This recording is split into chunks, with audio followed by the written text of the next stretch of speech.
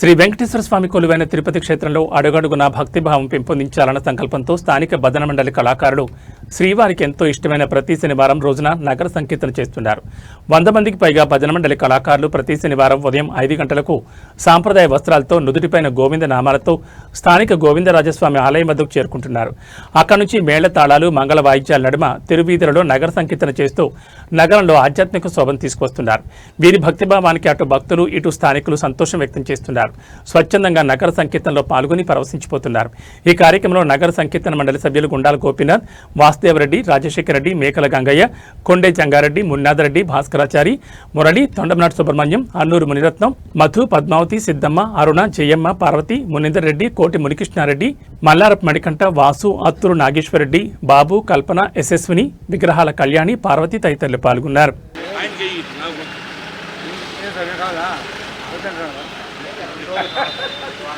ఆయన కింద మాట్లాడుతున్నాను.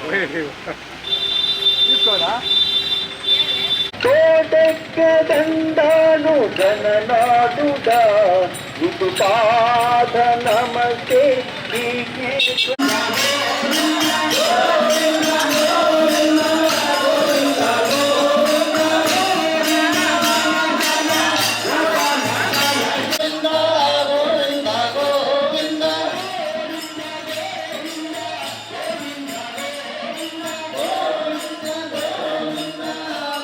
పుత్రా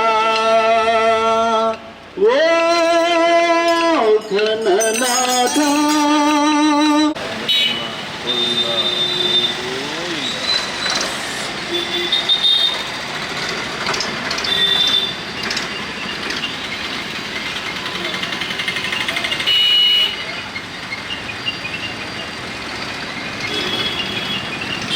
సాక్షాత్ పరబ్రహ్మ తస్మై శ్రీ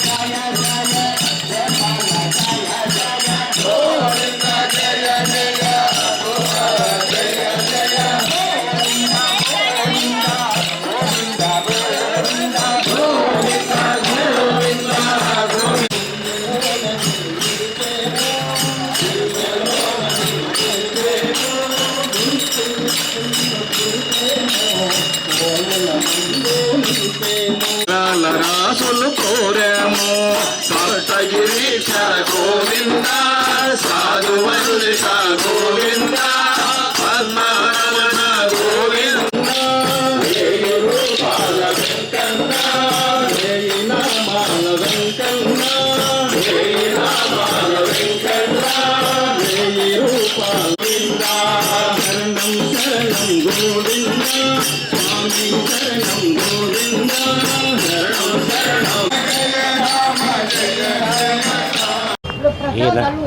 ఈ నగర సంకీర్తన ప్రారంభించి 2 సంవత్సరాలు పూర్తయినది.